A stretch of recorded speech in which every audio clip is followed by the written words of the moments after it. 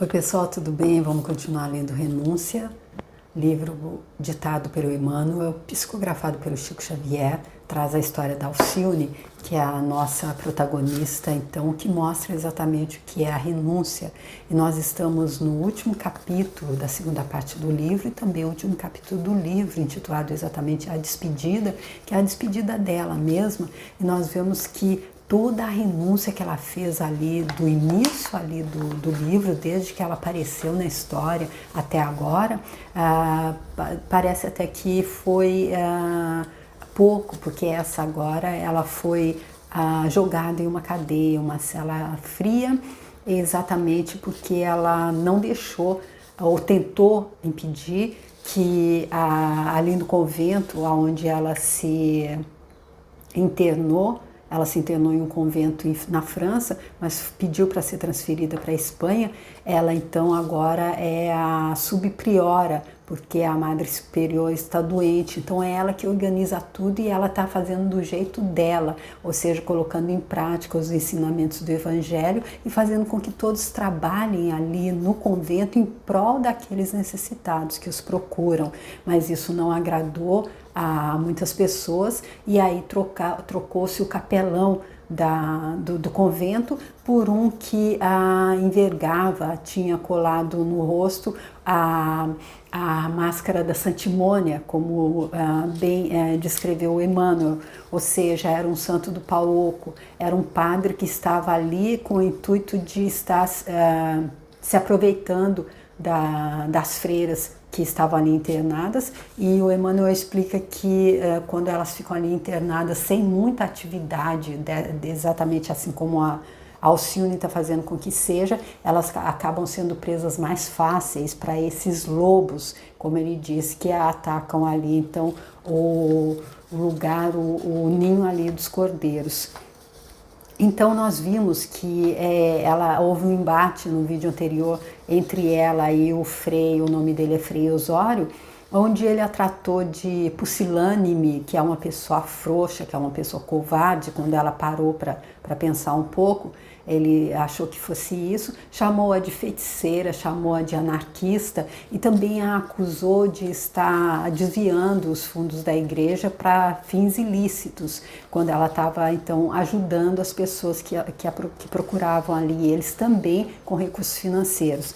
E aí ela rebateu tudo isso, até que ele disse que, de qualquer forma, ele ia então estar fazendo com que ela fosse, ele iria, como que fala, denunciá-la ao Santo Ofício, porque ele tinha amigos lá no Santo Ofício que iam fazer então com que ela fosse condenada por todos os crimes dela.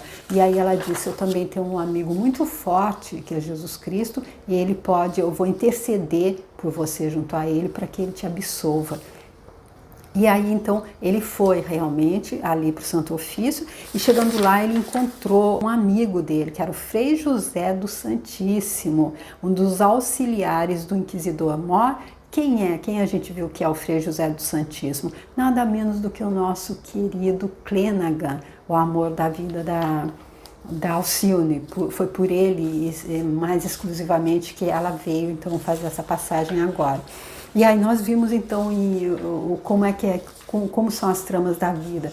Quando a gente vem para estar cumprindo uma missão, em prol de nós mesmos, e quando a dificuldade aparece, ou quando é mais agradável, mais prazeroso fazer de outra forma, a gente esquece aquele compromisso que a gente assumiu com Deus em prol do nosso próprio benefício. Aí então ele volta para Medina e ali ele vai acompanhado por 2 guardas incumbidos de efetuar a prisão agora o nome dela é Maria de Jesus Crucificado.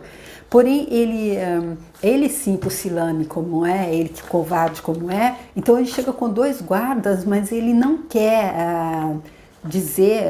ele sabia que ela desfrutava entre as companheiras de um grande, todo mundo gostava muito dela ali, então ele fez de conta que não era para aprisionar, e ele disse então que ela seria levada a Madrid para receber algumas instruções indispensáveis à administração do convento. E aí depois então ele disse que ela podia falar alguma coisa em favor dela, mas ela pensou que ela não poderia dizer nada, porque senão ela estaria colocando as companheiras dela, que ficariam ali em situação pior ainda. Ela disse, não, eu vou sozinha mesmo para o meu Calvário. Eu pego a minha cruz sozinha. E aí então ela foi conversar com a Madre Superiora ali, e a Madre Superiora disse, quando os capelões inspetores falam de admoestação, isso significa fome no cárcere ou suplício nas escuras salas de tormento. É possível que Jesus te poupe o martírio perante os inquisidores cruéis. Para isso, filha, rogarei incessantemente. Mas ela diz também, todavia, morrer ao abandono nas celas imundas do Santo Ofício é 1000 vezes melhor que suportar os olhos despudorados dos maus eclesiásticos que infligem pesadas torturas às mulheres indefesas. Então, ela dizendo que o sacrifício dela seria por uma boa causa. Ela estava ali, então, vendo, quem sabe, se com o exemplo dela, outras também não fizessem a mesma coisa e um dia se soubesse realmente tirasse ali então de ação esses maus eclesiásticos que impunham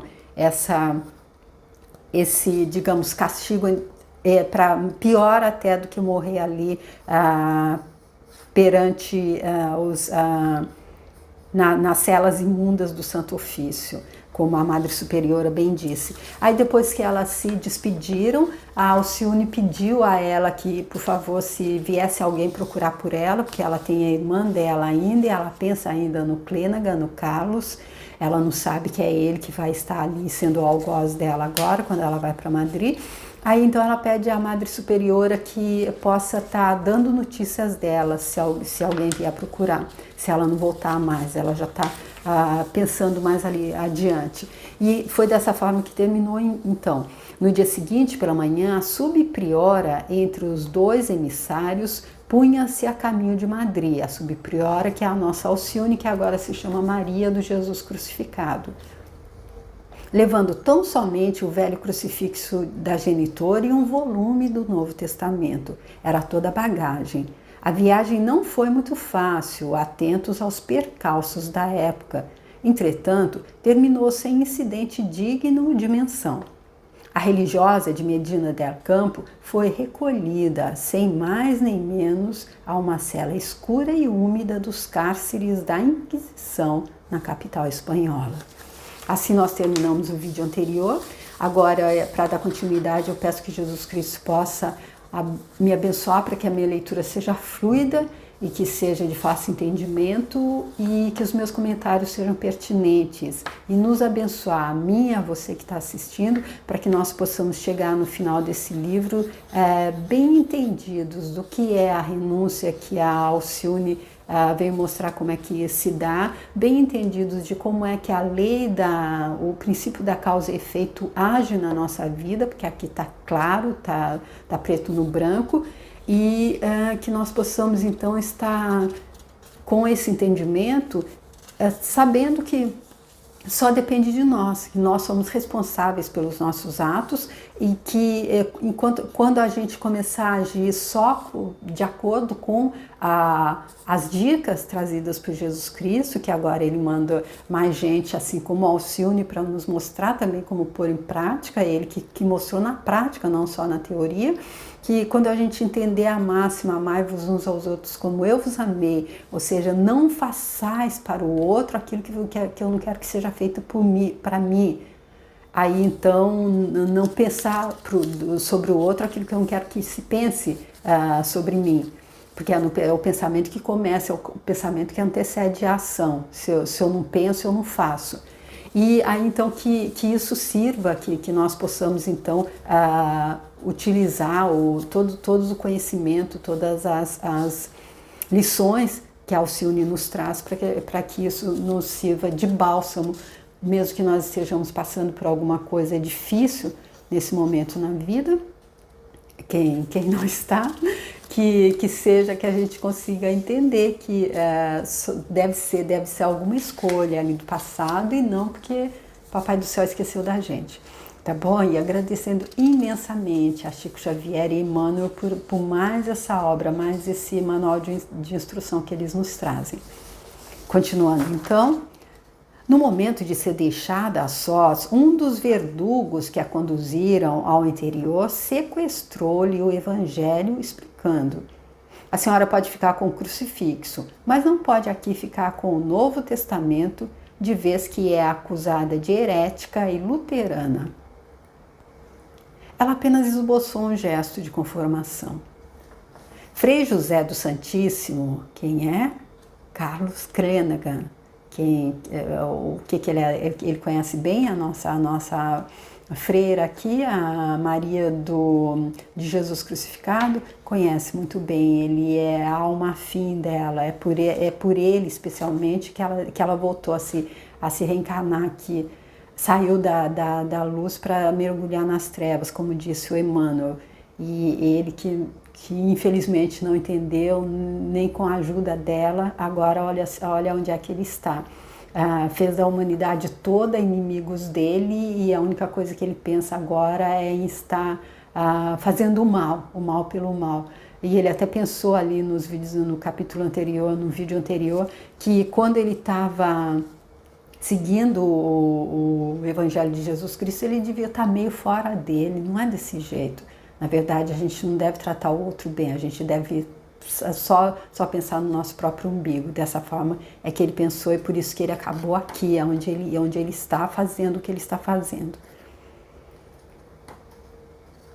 Frei José do Santíssimo, digno assessor de nossas autoridades, continuou o algoz com acento hipócrita. Recomendou que a trouxéssemos até aqui, onde receberá diariamente as rações de pão até que ele tenha tempo de ouvi-la.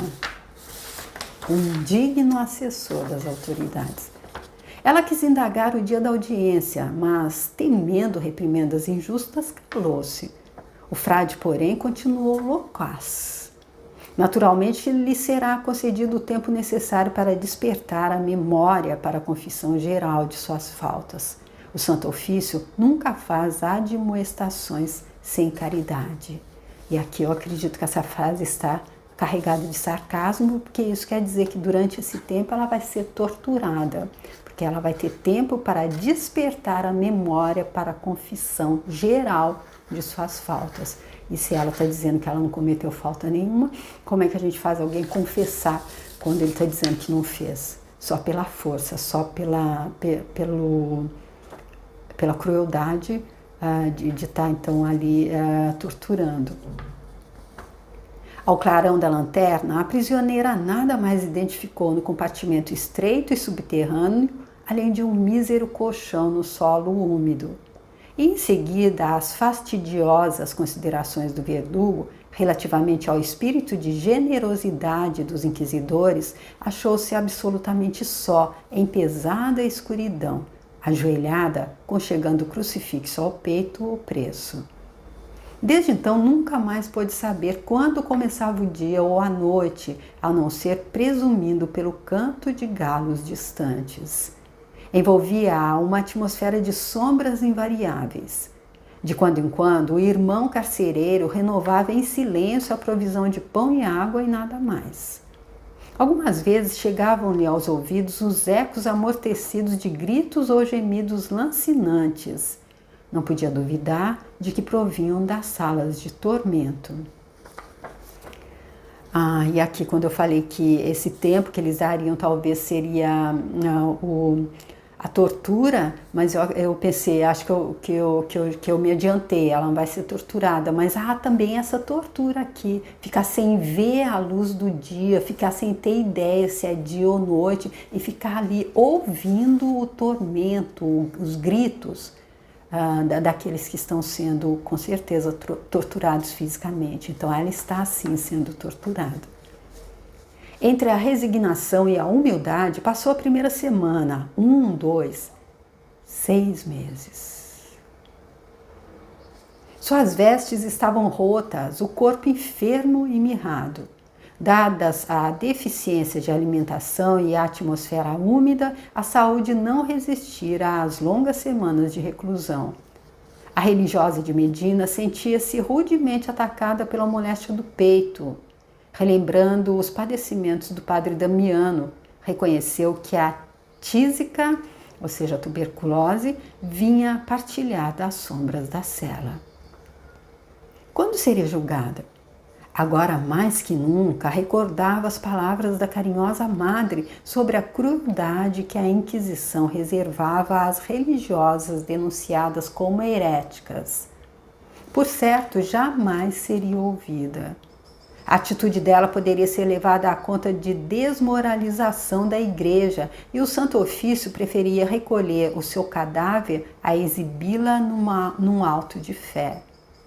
Contudo, de outras vezes, a irmã do Carmelo experimentava amargurosos pesadelos. Nos leves momentos de sono, entre as rudes vigílias, vendo-se à frente de algozes crudelíssimos que a despojavam do hábito, infligindo-lhe duras sevícias. Despertava aflita, banhada de álgido suor, abraçando-se à única recordação da mãe dela em preces fervorosas.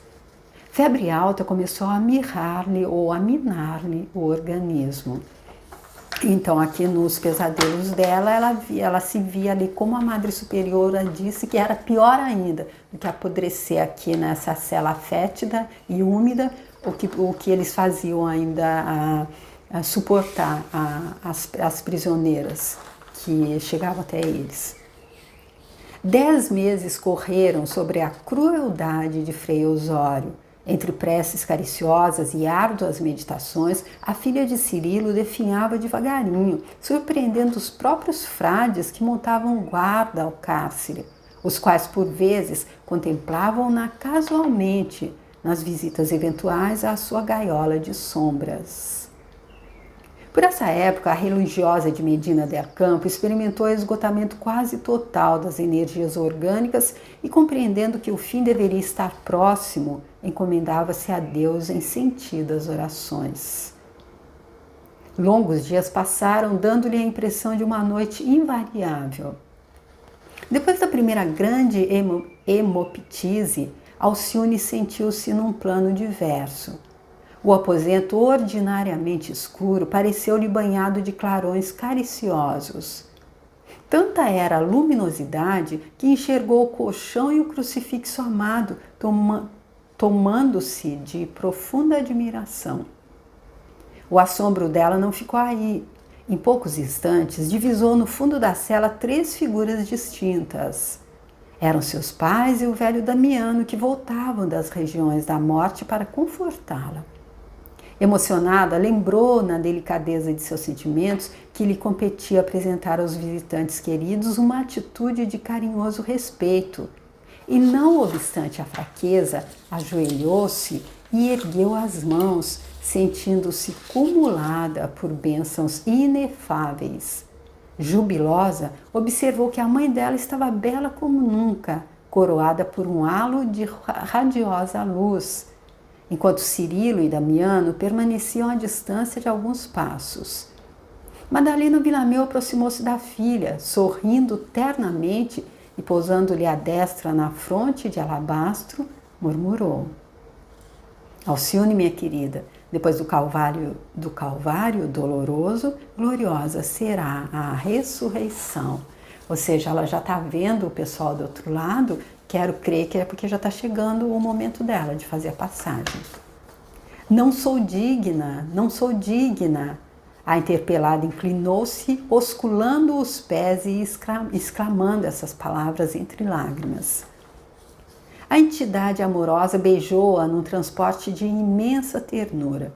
Foi aí que a prisioneira, alongando os braços sob a forte impressão dos sofrimentos que percebia em torno do cárcere dela, implorou em tom angustiado: Minha mãe, sei que nada mereço de Deus, mas se é possível, não me deixes morrer sob o desrespeito dos algozes impiedosos.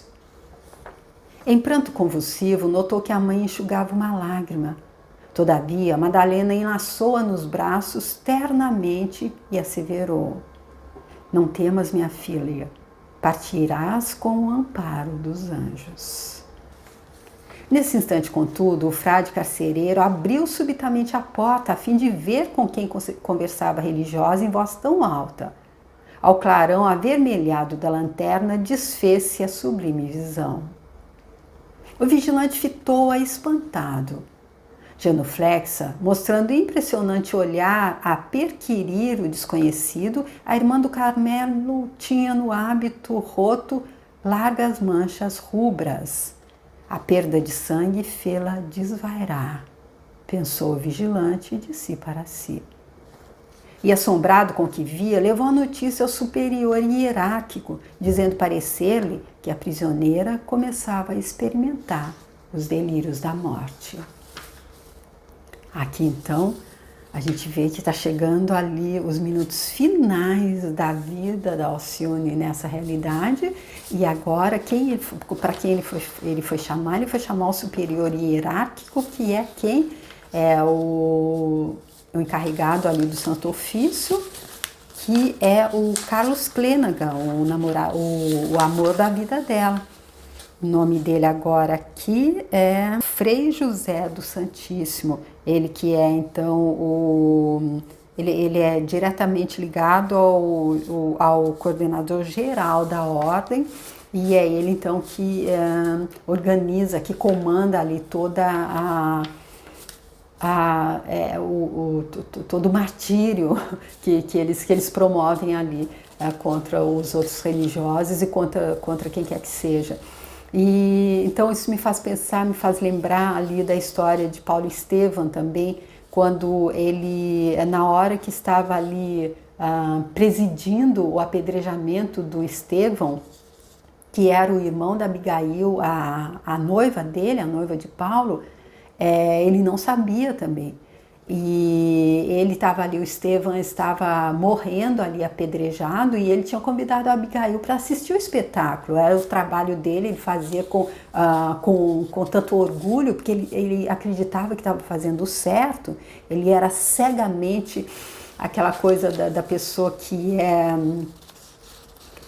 pensa que tá certa, realmente nada abre os olhos dela, a não ser quando o próprio Mestre Jesus Cristo veio ter com ele, assim que ele viu, ele entendeu, mas até aquele momento ele ainda estava cego. E aí depois que ele encontrou Jesus Cristo, ele ficou cego fisicamente, realmente, por 1 ou 2 dias, porém nesse momento ele estava com a cegueira espiritual. E aí então foi quando a Abigail, a noiva dele, que chegou ela não queria participar de tudo, mas ela chegou ali quase no final, que ela viu e entendeu que ele era o Jezebel, se não me engano, o nome dele, antes de ter sido, depois de tudo que aconteceu, ele teve que mudar de nome e recebeu o nome foi Pedro que deu o nome a ele de Estevão, e ela, quando chegou, viu que era o irmão dela, e foi aí que tudo veio à tona, que tudo desmoronou.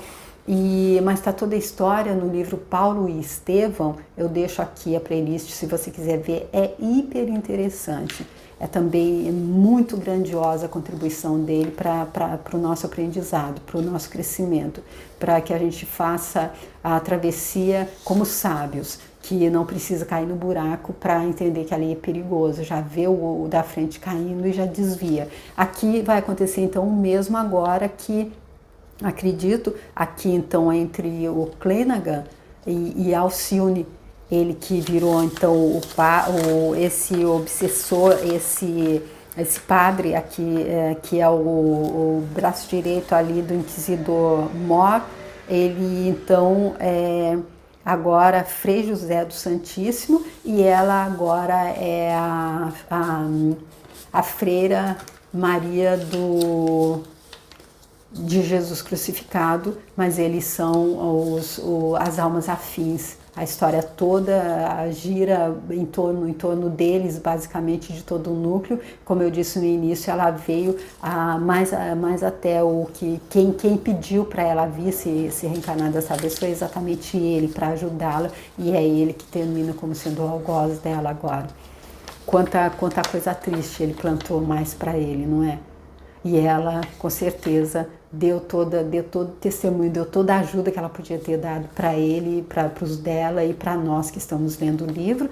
E agora vamos ver como é que se conclui essa última parte, então, desse último capítulo dessa segunda parte do livro e que fecha então a história com esse capítulo que é a despedida. Vamos ver como é que vai ser esse encontro, último encontro então de Alcione e Carlos Clenaghan, o Pollux. E até se você gostou e quiser vir para ver como é que vai concluir, eu vou ficar muito feliz, muito grata. Se você quiser entrar lá no meu canal para ver os outros vídeos anteriores a esse, entender todo o livro e ver os outros livros do Chico que eu tenho lá e outros de outros autores também. E aproveitando, se você quiser se inscrever, eu te agradeço também muito, de coração. E se você quiser deixar a sua curtida, o seu comentário e uma mensagem, eu também vou ficar muito feliz. Obrigada e até o próximo vídeo. Tchau!